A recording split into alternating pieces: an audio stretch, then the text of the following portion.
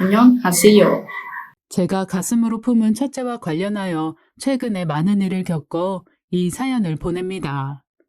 처음부터 남편에게 숨겨둔 자식이 있는 것을 알고 결혼한 것은 아니에요. 남편과 처음 교제할 때만 해도 남편은 뻔뻔하게 총각 행세를 했습니다.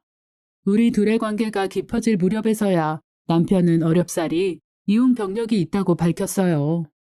그때 저는 이미 남편과 많은 추억을 쌓았고 남편에게 정이 많이 들어서였는지 무릎을 꿇고 눈물을 흘리며 싹싹 비는 남편을 저는 차마 내치지 못했습니다. 모질지 못했던 저는 요즘 시대에 이혼이 대수냐 자식만 없으면 된다는 생각으로 결국 남편을 받아들였어요. 저는 남편에게 자식이 없는 줄로만 알았죠. 자식이 있냐고 자식만 없으면 당신을 받아들이겠다는 제 말에 남편은 저와 헤어지고 싶지 않아서였는지 전 결혼해서 자식이 있다는 사실을 끝내 저에게 말하지 않았어요. 주변에서는 처녀가 왜 이혼남을 만나냐고 만류했지만 저는 그때 사랑에 눈이 멀어 아무것도 귀에 들어오지 않았습니다. 그때 주변의 말을 들었다면 저는 지금보단 편한 삶을 살았을지도 모르지만 지금과 같은 기쁨 또한 느낄 수 없었겠지요. 남편에게 숨겨둔 자식이 있다는 사실을 알게 된 것은 결혼 5년 차가 되었을 때입니다. 그때는 이미 우리 둘 사이에 5살 배기 딸이 있었어요. 부끄럽지만 남편과 교제한 지 3개월도 안 되어 딸아이가 생기는 바람에 우리는 속도 위반으로 부랴부랴 결혼식을 올렸습니다. 우리 부부는 맞벌이라 딸아이를 어린이집 종일반에 보내고 번갈아가며 딸을 데려왔어요. 그날은 남편이 딸아이를 데려오는 날이었습니다. 희한하게도 그날은 남편이 2 여자아이를 데려왔더라고요. 왼쪽에는 우리 딸이, 반대편에는 또래로 보이는 여자아이가 남편의 양손을 꼭 붙잡고 있었지요. 저는 당황했지만 남편이 딸아이의 친구를 데려왔다고 생각했습니다. 그래서 딸에게 친구니? 하고 물었더니 딸아이는 누군지 모르겠다며 고개를 절레절레 저었어요. 남편에게 누구냐고 물었더니 남편은 헛기침을 할 뿐 아무 말도 하지 않았습니다. 딸과 처음 보는 여자아이에게 거실 텔레비전을 틀어준 뒤 저는 남편과 주방 탁자에 앉아 이야기를 나눴어요. 웬 여자아이냐는 제 물음에 남편은 2손으로 얼굴을 틀어막은 채 말이 없었죠. 이유는 모르겠지만 왜인지 불길한 예감이 들었습니다. 혹시 밖에서 낳아온 아이냐고 바람을 피운 거냐고 남편에게 묻자 남편은 그런 것은 아니라고 했어요. 한참을 머뭇거리던 남편은 데려온 여자아이가 전 아내 사이에서 낳은 아이라고 했습니다. 어떻게 전 결혼해서 자녀가 있다는 사실을 숨길 수 있냐고 저는 고함을 쳤어요. 거실에서 TV를 보던 2 여자아이가 저를 쳐다보았습니다. 저는 저 아이는 죄가 없다는 생각이 들어 목소리를 낮춰 이야기를 계속했어요. 제 추궁에 남편은 모든 것을 털어놓았습니다. 남편의 말은 이랬어요. 사실 남편은 전 아내와 이혼한 후에도 남은 정이 있어 종종 만났다고 해요. 그러다가 저를 알게 되었고 저와 교제를 시작하면서 남편은 전 아내를 완전히 정리했죠. 저와 한참 알콩달콩 사랑을 싹 트여가던 중에 남편은 충격적인 문자 메시지를 들었답니다. 메시지엔 바로 전 부인이 임신을 했다는 내용이었습니다.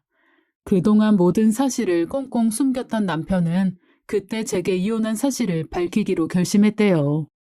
제가 남편을 받아주기만 한다면 남편은 저와 평생을 함께하기로, 당시 아이는 태어나지 않았으니 남편은 아이는 지으면 그만이라고 생각했대요. 그래서 자식이 있냐는 제 물음에 남편은 없다고 당당히 대답했던 것입니다. 제가 남편의 과거를 듣고 헤어지자고 했으면 어떻게 했을 거냐고 제가 남편에게 묻자 남편은 아무런 대답을 하지 못했어요. 여하튼 저는 남편의 이혼 경력에도 남편을 받아들였고 남편은 저와 계속 함께하기로 마음먹고 전 아내에게 아이를 지으라고 했다고 합니다. 그러나 전 아내는 아이를 지을 수 없다고 자신에게 돌아와 달라며 끝까지 버텼고 어쩔 수 없이 남편은 저를 정리하려고 했대요. 그런데 예기치 못하게 저 또한 아이를 가지게 되어 남편은 저와 결혼했죠. 전 아내는 남편의 결혼 소식에도 혼자 딸을 낳아 길렀어요. 남편은 양육비조로 한 달에 60만 원 정도를 저 몰래 보냈습니다. 저에게 적금 때문에 나간다고 했던 돈이 사실은 숨겨둔 자식의 양육비였던 셈이에요. 남편은 이제 우리가 이 아이를 맡아 기르자고 했습니다. 어떻게 남의 자식을 기를 수가 있냐고 저는 길길이 날뛰었지만 남편은 자기 자식이니 우리 자식처럼 생각해 줄 수 없냐는 말도 안 되는 말을 하더라고요. 저는 철석같이 믿고 있던 남편이 저를 속여왔던 사실에 분노했습니다. 저는 당장 짐을 싸서 딸아이를 데리고 호텔로 갔어요. 차마 친정집에 갈 수는 없었어요. 친정 부모님은 남편과의 결혼을 반대하셨거든요. 그런 거센 반대에도 불구하고 제가 고집부려 한 결혼에 이런 일이 있었다고 차마 부모님께 말씀드리기 그랬습니다. 호텔방에서 딸아이와 침대에 도란도란 누워있는데 남편에게서 수차례 전화가 왔어요. 저는 그 전화를 모두 무시했는데 남편은 계속 제게 연락을 했습니다. 제가 한숨 쉬며 휴대전화 전원을 꺼버렸을 때 딸아이가 제게 물었어요. 아빠는 언제 와? 아빠 보고 싶어. 저는 딸아이에게 아빠는 사정이 있어서 당분간 볼 수 없을지도 모른다고 말했습니다. 제 말에 딸아이는 울음을 터뜨렸습니다. 아빠를 당장 데려오라고 딸은 울먹였어요. 평소 남편은 딸 바보라고 남들이 놀릴 만큼 딸아이를 살뜰히 챙겼습니다. 직장일 때문에 눈코 뜰 새 없이 바쁠 때도 어린이집에서 딸을 데려올 만큼 남편은 딸에게 지극정성이었어요. 저는 아빠를 찾으며 떼를 쓰는 딸을 보며 생각에 잠겼습니다. 만약 남편과 이혼을 하게 된다면 딸아이를 제가 키우게 되거나 남편이 키우게 됩니다. 남편은 제게 거짓말을 한 나쁜 남자였을지언정 딸아이에게는 다정한 아빠였거든요. 남편이 저보다 벌이도 많으니 법정에 가게 되면 남편에게 양육권을 내어줘야 할지도 몰랐습니다. 저는 딸과 헤어지기 싫었어요. 그렇다고 딸을 혼자 키울 자신도 없었습니다. 딸을 아빠 없는 아이로 자라게 하자니 딸에게 남편 몫까지 2배로 잘해줄 수 있을까 확신이 들지 않았어요. 무엇보다 제 벌이가 남편만큼 많지 않으니 경제적인 문제도 걱정이 많이 됐습니다. 이런저런 생각으로 뜬 눈으로 밤을 샌 다음 날 저는 딸아이를 어린이집에 데려다 주었어요. 딸아이를 보내고 저도 출근을 하려는데 남편이 제 눈앞에 서 있었습니다. 남편은 다짜고짜 저를 붙들고 이야기를 좀 하자고 했어요. 저는 출근을 해야 한다고 남편의 손길을 뿌리쳤지만 남편은 막무가내였습니다. 어쩔 수 없이 회사에 반차를 내고 남편과 저는 카페에서 이야기를 나눴어요. 저는 솔직한 심정을 이야기했습니다. 당장 그 아이 되돌려보내. 나 몰래 아이를 숨겨둔 건 괘씸하지만 아이만 당신 전처한테 보낸다면 전부 덮어줄게. 다시 예전처럼 살아가자. 당신 좋아서가 아니라 우리 딸을 생각해서 이렇게 마음 먹은 거니까 선택은 당신이 해. 저는 데려온 아이를 돌려보낸다면 양육비를 주는 부분은 눈 감아 주겠다고 덧붙였어요. 남편은 한숨을 내쉬었습니다. 남편은 그 아이를 자기가 키워야 한다고 했습니다. 제가 그 여자도 있는데 왜 당신이 키우느냐고 되묻자 남편이 대답했어요. 그 여자 죽었어. 그래서 내가 그 아이 데려온 거야. 저는 말도 안 되는 상황에 헛웃음이 나왔습니다. 분명 제 또래 여자일 텐데 죽었다니요. 대체 어찌된 일이냐고 제가 따져 묻자 남편이 간단히 상황을 설명했습니다. 원래도 알코올 중독이 있던 여자였어. 사실 이혼하게 된 이유도 술로 인한 문제가 많아서였어. 걔 장난 아니었어. 그 여자가 술만 마시면 난동을 피웠거든. 물건 부수고 소리 지르고 욕하고. 아이가 생기기 전에 이혼하자 싶어서 했는데 일이 이렇게 되어버렸어. 제가 알코올 중독이 무슨 상관이냐고 묻자 남편은 설명을 덧붙였습니다. 그 여자는 기초생활 수급비와 남편이 보낸 양육비 대부분을 술을 사는 데 썼다고 해요. 그 여자는 매일 술독에 빠져 살다가 어느 날 치사량보다 술을 많이 마시는 바람에 급성 알코올 중독으로 사망했습니다. 그 여자는 가족도 친지도 없는 혈혈 단신의 몸이라 남편을 제외하고는 거둘 사람이 없다고 남편은 말했어요. 저는 한참을 고민하다 남편에게 이혼하자고 말했습니다.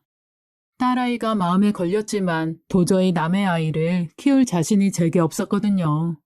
자식이 있다는 사실을 결혼 전에 얘기하지 않았으니 사기 결혼이라고 저는 화를 냈습니다.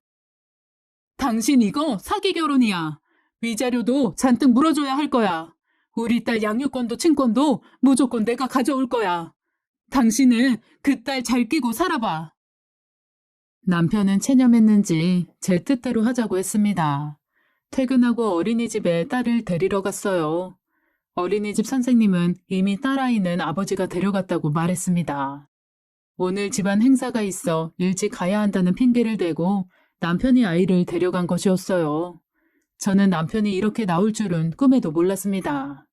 저는 당장 남편에게 전화해서 딸을 당장 내놓으라고 따졌어요.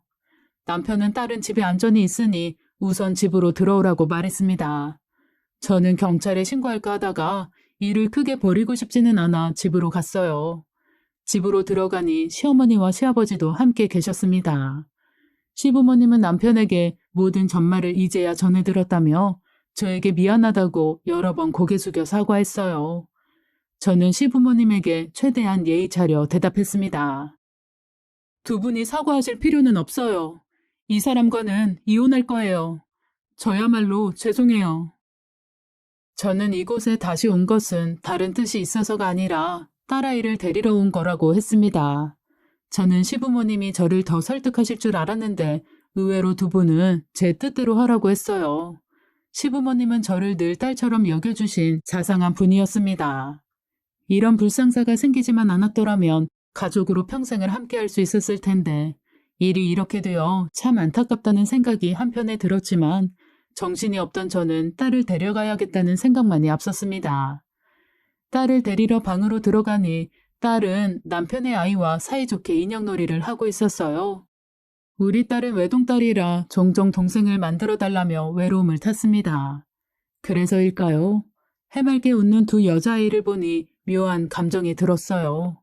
하지만 그렇다고 남의 아이를 기를 자신은 없었습니다.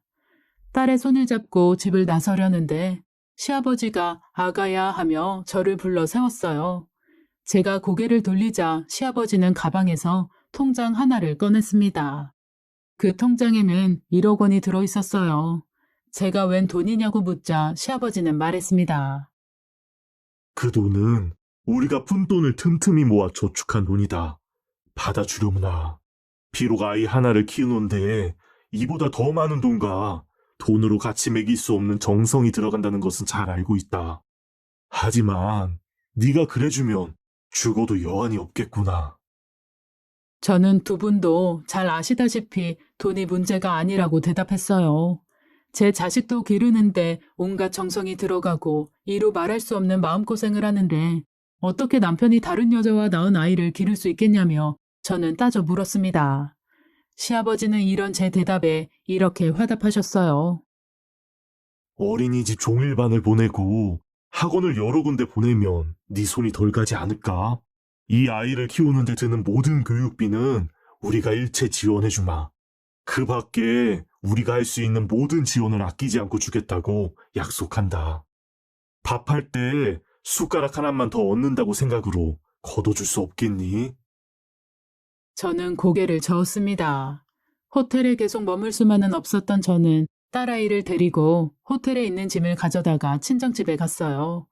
친정집에 도착하자마자 저는 부모님께 모든 사실을 전했습니다. 저는 친정 부모님이 당장에 이혼하라고 하실 줄 알았어요. 원래도 반대하던 결혼이었으니까요. 그런데 두 분의 반응은 뜻밖이었습니다. 제 이야기를 들은 친정 부모님은 한숨만 쉬었어요. 두 분은 이혼에 반대하지는 않았지만 딸아이는 포기하라고 말했습니다. 이렇게 된 거 네 딸도 남편한테 줘버리고 이혼해서 새 출발하도록 해. 너 하나는 자리 잡을 때까지 우리가 어찌어찌 도와줄 수 있어. 하지만 네 딸까지 걷어챙기기는 우리도 은퇴해서 힘이 붙인다. 어머니의 말에 그렇다고 맞장구 치며 친정 아버지는 이렇게 말했어요. 이혼 후 너도 새로운 사람을 만나 새 출발해야지. 그런데 새 출발할 때 딸린 자식이 있으면 걸림돌이 될 게 뻔해. 따지자면 너도 남편에게 자식이 있어. 이혼을 결심한 게 아니냐? 친정 부모님의 반문에 저는 할 말을 잃었어요. 정말 현실적으로 생각하면 부모님의 말씀이 맞았지만 저는 딸아이를 제 손으로 기르고 싶었습니다. 딸아이는 제 배 아파 낳은 소중한 제 새끼니까요. 그렇지만 한편으로는 딸아이를 혼자 기르는 일이 역시 너무 막막하고 무서웠습니다. 밤에 어머니와 잠을 자면서 저는 어머니에게 물었어요. 나 모든 게 너무 무서워, 엄마. 그냥 그 아이 길러볼까? 어머니는 자리에서 벌떡 일어났습니다. 그런 쓸데없는 생각은 하지 말라고요. 우리가 말렸던 결혼을 해서 이 사달을 내고도 어떻게 그런 생각을 하느냐며 친정 어머니는 화를 버럭버럭 냈습니다. 저도 어머니에게 서운해 화를 냈어요. 엄마는 그렇게 딸 자식이 중하다면서 그 딸 자식이 낳은 손녀딸은 안중에도 없어? 어머니와 제가 시끄러운 소리를 내자 옆에서 자고 있던 딸이 깨어 울음을 터뜨렸어요. 저는 딸을 안아 달래 재웠습니다. 엄마 손녀딸 이제 5살이고 말귀 다 알아들어. 말 조심해줘. 다음 날 아침 저는 딸의 손을 붙잡고 짐을 챙겨 친정집을 나왔어요. 저는 그렇게 또 친정 부모님의 뜻을 거슬렀습니다. 남편이 데려온 딸을 기르기로 결심한 것이지요. 집으로 돌아오니 남편과 시부모님이 우리 모녀를 반겨주었습니다.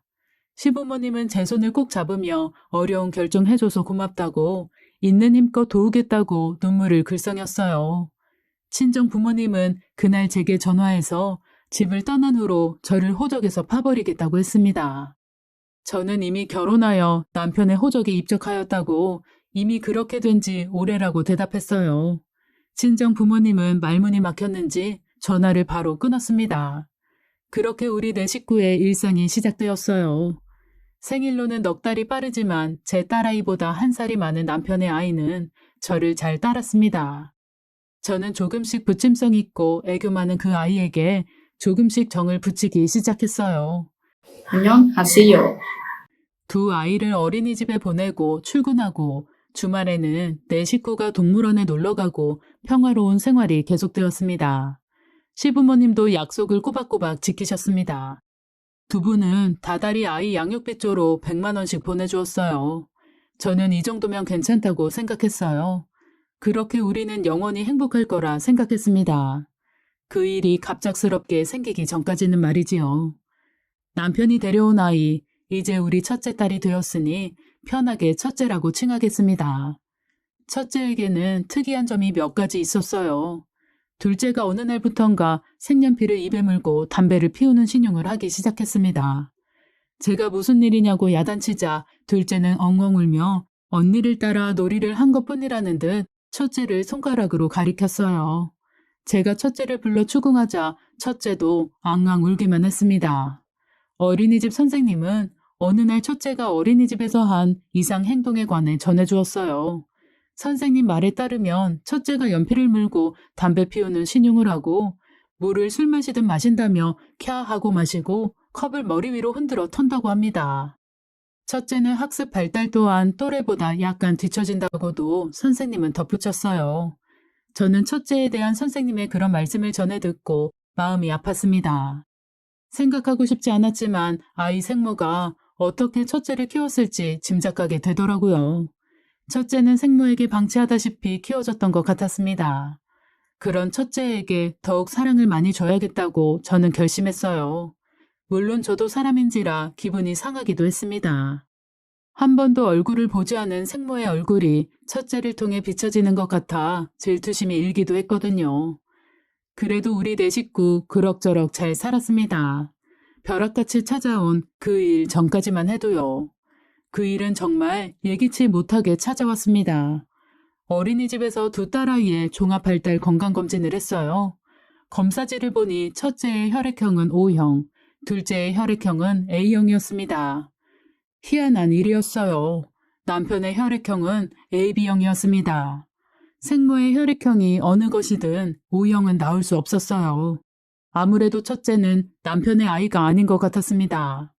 저는 이 일을 어찌 해야 할지 몰라 혼자 전전긍긍했어요. 가장 먼저 생각난 사람은 어쩔 수 없이 저를 낳고 키워주신 친정 부모님이었습니다. 하지만 친정 부모님에게 차마 이 이야기를 의논할 수는 없었어요.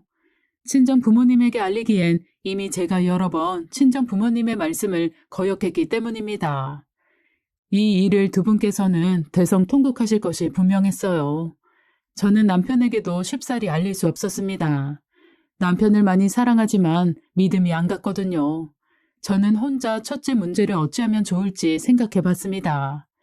첫째는 생모도 사망했고 친척도 없으니 갈 데가 없는 몸이었죠.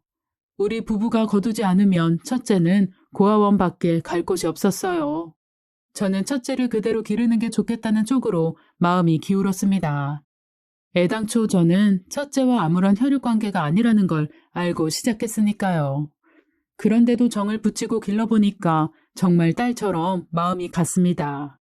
남편도 저처럼 친자가 아니어도 딸로 여기고 살 수 있지 않을까 싶었어요. 그동안 딸로 알고 길렀으니 유전자를 물려받지 않은 게 무슨 상관인가 생각도 들었죠. 그렇게 마음을 먹고 우선 시부모님께 말씀드렸습니다. 남편보다는 시부모님을 믿었거든요. 두 분은 첫째가 남편의 친자가 아닐지도 모른다는 제 말에 큰 충격을 받았습니다. 시부모님은 한참을 말씀이 없으시다가 조심스럽게 입을 열었어요. 시작은 첫째의 생모, 남편의 전 아내에 대한 욕이었습니다. 저도 아이를 무책임하게 남기고 떠난 생모가 미웠으니 두 분에게 동조했어요. 그런데 그 다음에 보인 두 분의 반응은 제 예상을 빗나갔습니다. 시어머님은 피는 물보다 진하다는데 첫째가 혈육이 아니니 어떡하느냐고 말했어요. 시아버지는 한숨을 땅이 꺼지도록 쉬더니 이렇게 제안하셨습니다. 아무래도 첫째 아이를 고아원에 보내는 게 어떻겠니? 저는 시부모님의 반응이 정말 의외였고 서운했어요. 저는 유전자가 다르다는 이유로 한순간에 이렇게 돌변한 시부모님께 실망을 금치 못했습니다. 저는 애초에 첫째가 제 혈육이 아니라는 사실을 알고 시작했으니까요. 남편의 혈육이라는 이유만으로 저는 모든 것을 감내하고 희생해야만 했죠. 그렇게 어렵게 첫째에게 정을 붙였는데 이제 자기들의 핏줄이 아니니 바로 내치겠다니요. 그동안 손녀딸로 길러온 아이를 한순간에 고민조차 하지 않고 고아원에 보내자고 말하는 시부모님의 모습에 저는 한숨이 절로 나왔습니다. 저는 솔직한 제 심정을 두 분에게 말씀드렸어요. 저도 이 사실이 너무 충격적이에요. 하지만 그래도 이미 정 붙인 아이잖아요. 지금처럼 두 분께서 도와주시면 아이가 성인이 될 때까지는 키워보고 싶어요. 시부모님은 말도 안 되는 소리 하지 말라며 펄펄 뛰었습니다. 누구의 피도 섞이지 않은 남의 자식을 키워 무슨 소용이 있겠느냐고 두 분은 말하였어요. 두 분은 당신들의 손녀딸이 아니니 당연히 앞으로의 지원은 없을 거라고 하셨습니다. 저는 믿었던 시부모님께 큰 배신감이 들었어요. 차라리 저만 알고 비밀에 붙일 걸 괜한 사실을 말했다는 생각이 들었습니다. 하지만 후회한들 어쩌겠어요. 시부모님은 모든 걸 아셨으니까 이미 엎질러진 물이었어요. 저는 문득 친정어머니가 제가 떠나던 날 했던 말이 생각났습니다. 너는 매사에 정에 쉽게 휘둘리는 게 문제다. 좀 더 너를 생각하는 삶을 살 수는 없니? 나는 네가 행복하기만을 바란다. 저는 첫째를 기르는 게 제 행복이라고 생각했어요. 제 아이를 기르겠다고 가슴으로 품은 아이를 시부모님 말씀대로 고아원에 보낼 수는 없었습니다. 시댁을 떠나 집으로 돌아오자 남편은 제게 이야기를 하자고 했어요. 제가 테이블 의자에 앉자마자 남편은 제게 첫째가 자신의 아이가 아니냐고 물었습니다. 제가 집으로 돌아오려고 운전할 때 시부모님이 남편에게 모든 사실을 말한 모양이었어요. 저는 첫째를 지키고 싶은 마음에 무슨 말도 안 되는 소리냐고 거짓말을 했습니다. 하지만 계속되는 남편의 추궁에 결국 사실을 말했어요. 혈액형 검사가 이상하다고 말입니다. 남편도 시부모님과 같은 반응을 보였어요. 남편은 정말 냉정한 사람이었습니다. 남편은 당장 첫째를 고아원에 보내라고 했어요. 당장 첫째가 갈 만한 곳을 알아보겠다며 첫째가 더는 꼴도 보기 싫다고 남편은 말했습니다. 아이가 갈 보육원을 알아볼 때까지 우리 부모님이 맡아주신대. 아이 짐부터 챙겨도 당장에 우리 부모님 집으로 보낼 거니까. 저는 남편의 태도에 큰 실망을 했어요.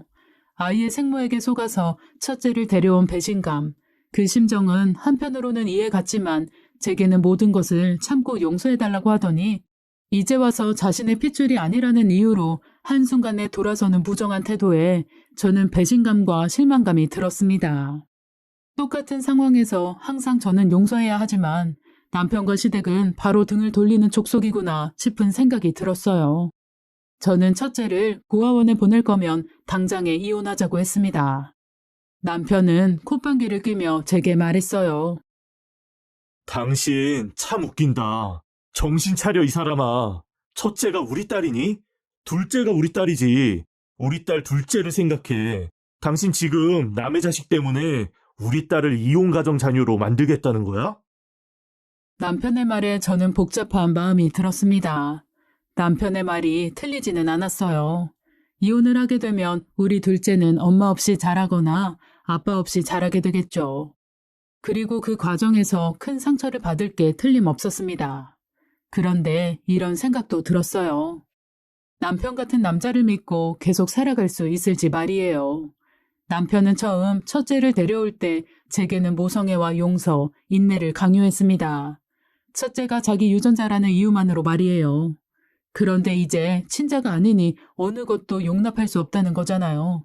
저는 누구에게도 말하지 못하고 끙끙 생각하다 다시 결론을 내렸습니다. 첫째에게는 너무 미안했지만 저도 어쩔 수 없이 한계가 있는 사람이었어요. 둘째에게 상처 주기가 너무 미안하더라고요.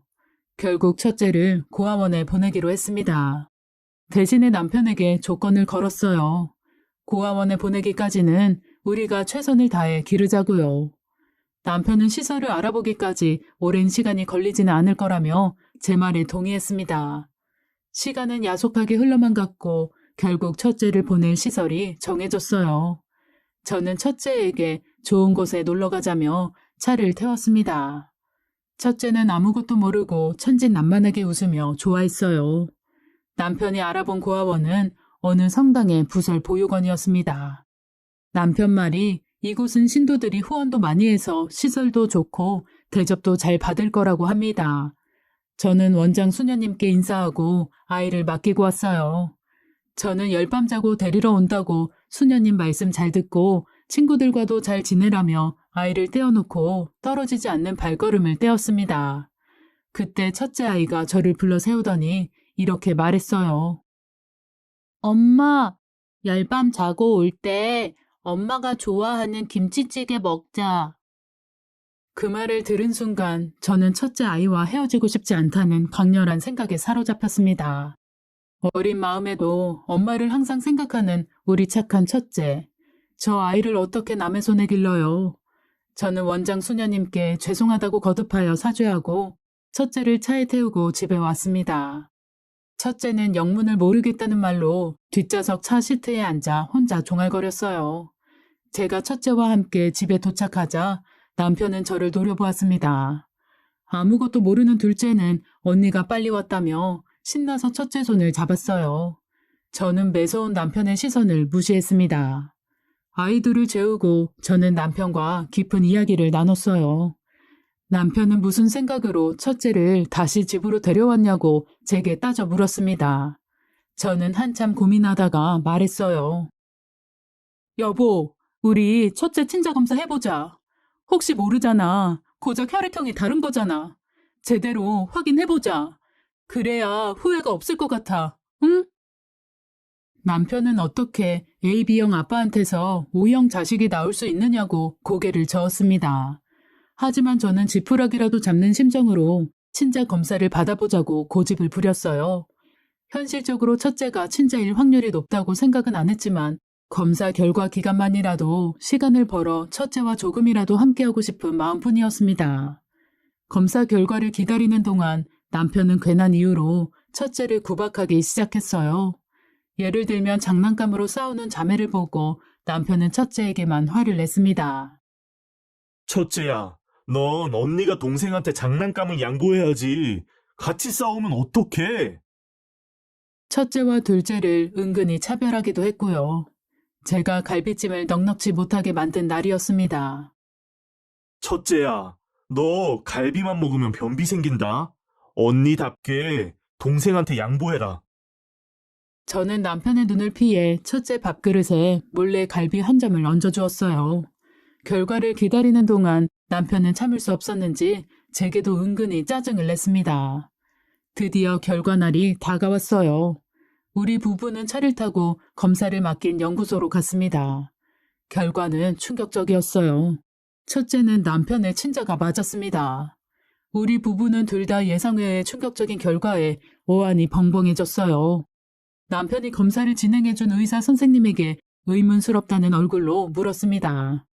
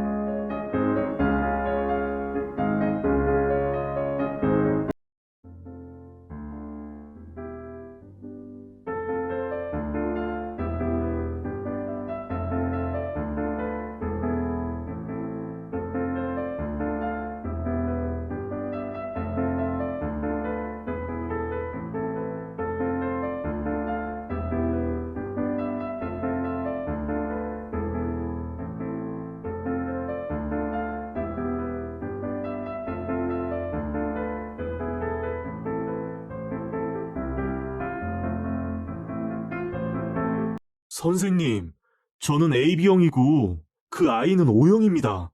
그런데 어떻게 제 친자일 수 있죠? 검사 결과가 잘못된 거 아닙니까? 다시 해봐야 하는 거 아닌가요? 의사 선생님은 웃으며 남편의 말에 대답했어요. 남편분께서는 조금 특이한 AB형이에요. 남편분은 A형 인자와 B형 인자가 한쪽으로 몰려있는 시스 AB형입니다. 이런 경우에는 O형 자녀가 나올 수 있어요. 검사는 정확합니다. 아이는 남편의 친자일 확률이 99.99%입니다. 이런 특이 AB형이 유독 한국에 많아서 종종 친자 검사를 의뢰하기도 해요. 아무튼 아이는 남편분의 자녀가 맞습니다. 뜻밖의 결과에 남편은 말문을 잃었습니다. 남편의 침묵은 집에 돌아올 때까지 계속됐어요. 집으로 돌아오니 두 딸아이가 우리를 반겨주었습니다. 첫째가 남편 품에 안기며 말했어요. 아빠, 저 동생이랑 싸우지 않았어요. 동생한테 양보했어요. 저 잘했죠?